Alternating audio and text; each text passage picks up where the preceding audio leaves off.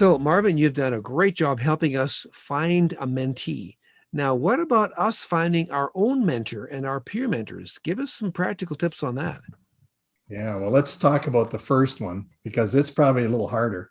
Mm, If you go up to a person, Dan, and say, "Would you be my mentor?" yeah, You know what the answer is almost most of automatic. them. No, They're going to say no. And why are they going to say no? because they're insecure. They don't know what this is mean, what it's going to be, what's involved, and they're not sure of themselves and all of those things. All kinds of things like that and more. So what we need to do to find a mentor is actually come up on their blind side and help them become a mentor without them knowing it. Ah, there's a good trick. And so what I teach people to do is, the names, we have the names written down, Yeah, yeah. someone that's at least a life stage ahead of us. And in the notes, there'll be other qualities listed of a good mentor. So you start praying over people.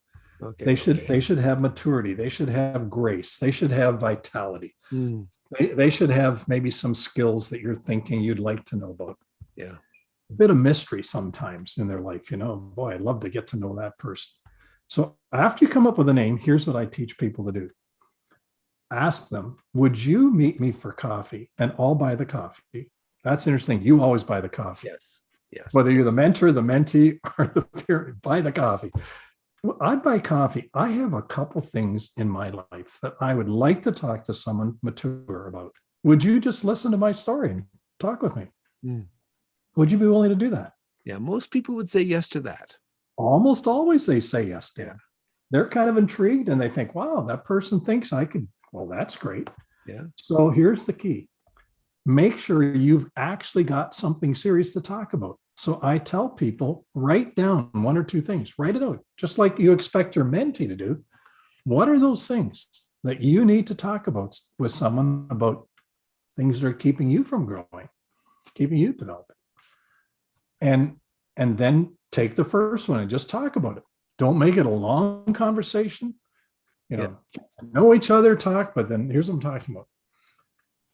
When it's over, you go home and you write a handwritten thank you note.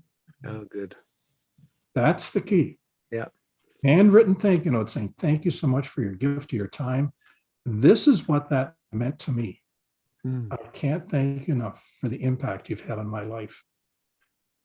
Very good. And then they know that they were used by the Lord and that it did help. And it builds their confidence to want to do this again. Right. So wait a couple months and do it again. Yeah, that's good. I had some more questions. Would you meet again? Sure, meet again. If you do that twice or three times, you can say to the person, I think you're becoming my mentor. Is that all right if I think of you that way? And they'll always say yes. Yeah. So the good thing about this is that because it's a month or two between things, this mentor doesn't have to be real geographically close. You can drive somewhere to meet them.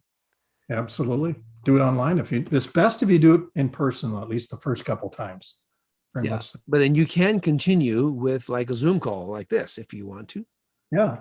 And the rhythm for a mentor-mentee relationship, we said, is a month, right? Every month, regular 10 of the 12 months. So this one, I don't think you should meet maybe more than 3 or 4 times a year. Yeah. Don't make it onerous. Because then they might feel this is too burdensome. Right. Yeah. Yeah. So 3 or 4 times a year. And I can tell you, I have some mentors. My dad was my best mentor. And we didn't live close to each other for many years because of ministry taking us various places, but great conversations. I have a mentor right now. He's 88. Oh. And still full of life. And when we talk about books and things God's doing. It's unbelievable. Yeah, that's good. Rich relationship. Yeah. So then the peer mentors, here's what I'd say. Think of your friendships in those kinds of areas we talked about, maybe in the same realm of life as you are, stage of life you're in.